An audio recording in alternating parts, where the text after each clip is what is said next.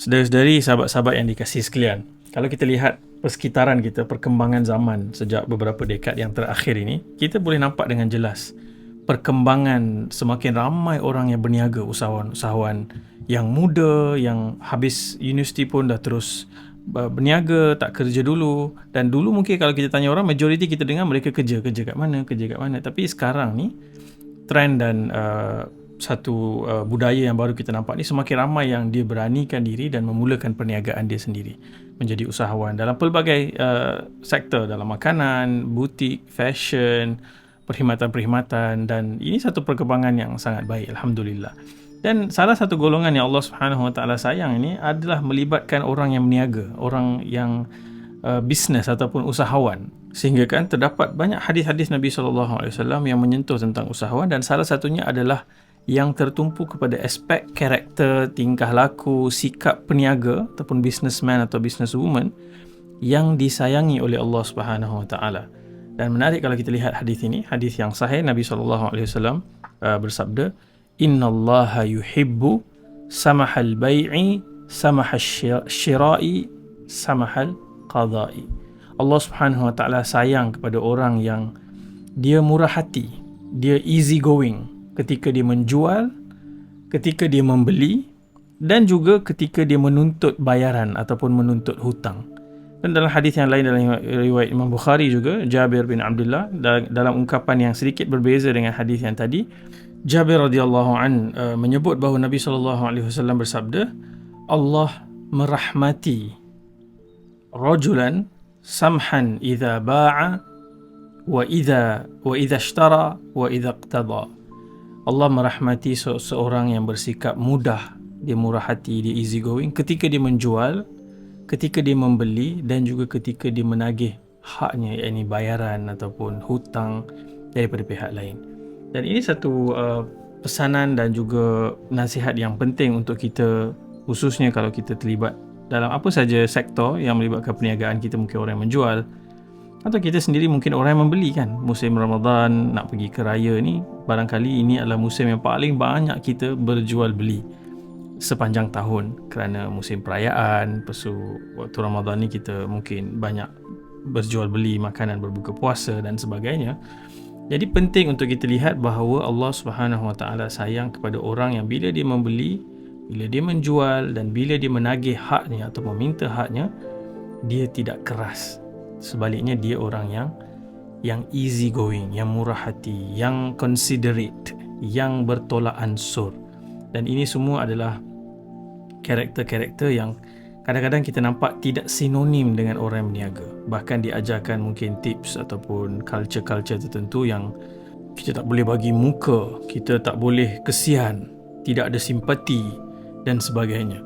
Jadi ini berbeza sama sekali dengan apa yang Nabi SAW sebutkan. Allah SWT merahmati, Allah sayang kepada orang yang bila melibatkan diri dalam perniagaan, dalam jual beli, dia memiliki sifat samhan ini. Samhan ini samah, yang bererti memudahkan sesuatu urusan ataupun easy going lah. Okay.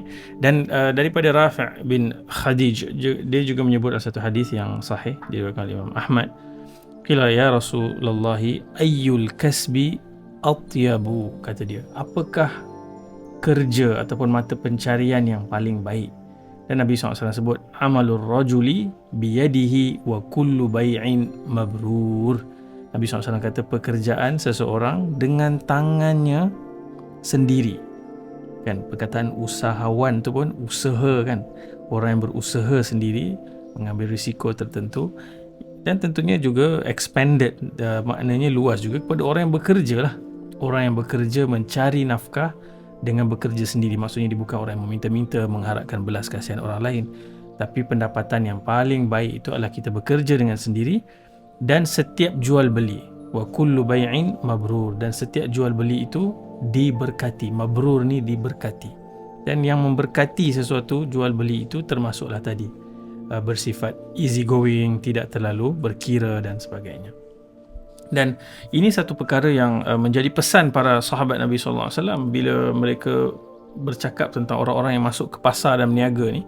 Dan macam ini mungkin bukan hanya di pasar fizikal lah, bukan hanya di shopping mall, di butik-butik dan sebagainya, tapi juga di online.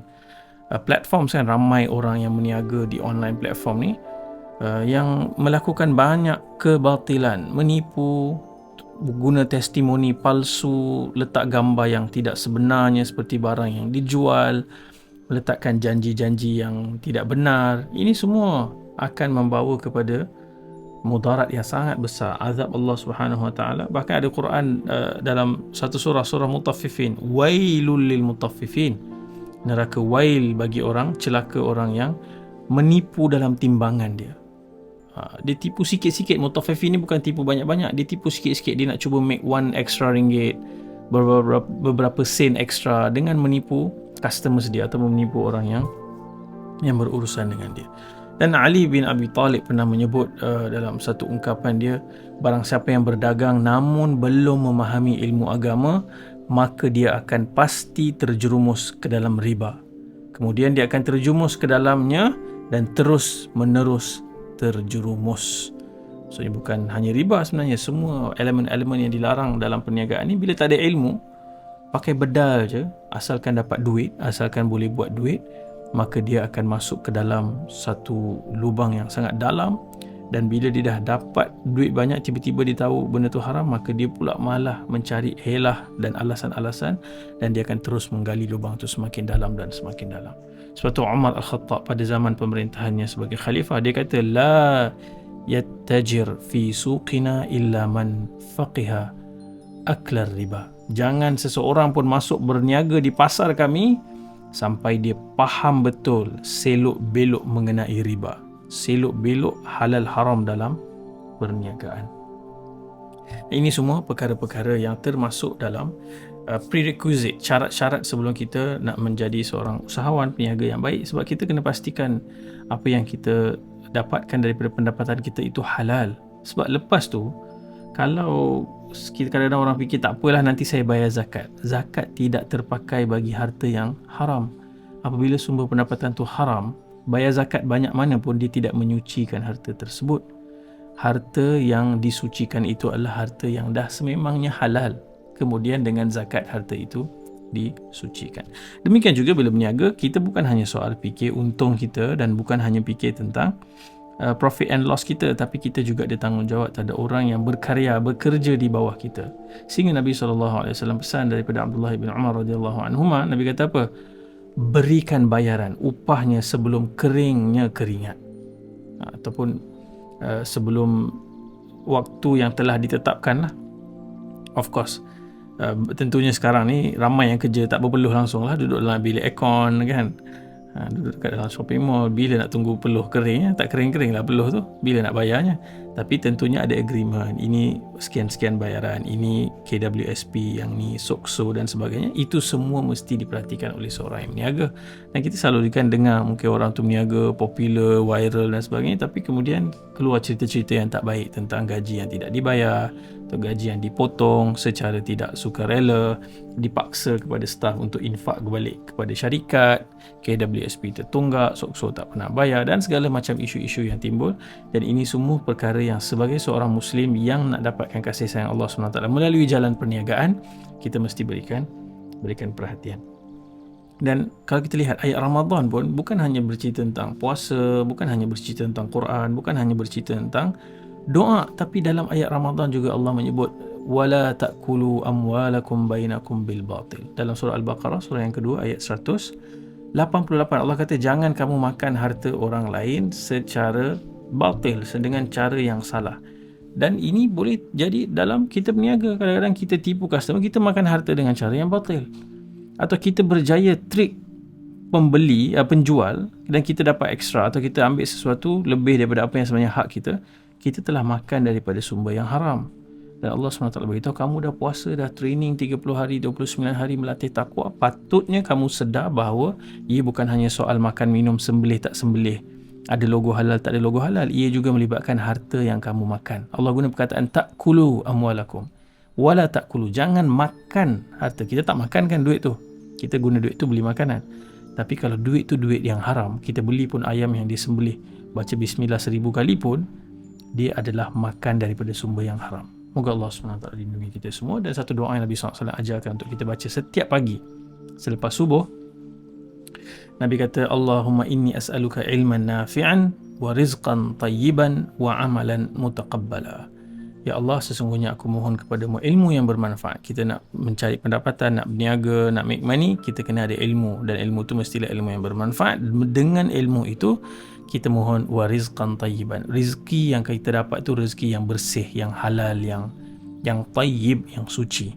Kemudian melalui rezeki itu, kemudian kita beramal. Moga-moga amal kita juga amalan mutaqabbala, amal-amal yang diterima di sisi Allah Subhanahu Wa Taala. Dan saya endingkan dengan satu hadis ini, cukup luar biasa sebenarnya ganjaran bagi orang yang berniaga, tapi dia berniaga dengan jujur, amanah, dia tak menipu, dia tak try trick customer dia, tapi dia ada takwa dalam dia berniaga. Nabi SAW sebut at-tajirus saduq al-amin ma'an nabiyyin wa siddiqin wa syuhada. Seorang peniaga yang jujur, yang benar dan amanah dalam perniagaan dia, ma'an nabiyyin wa siddiqin wa syuhada, dia akan bersama para nabi, orang-orang siddiq dan juga syuhada nanti di hari akhirat dan di dalam syurga nanti.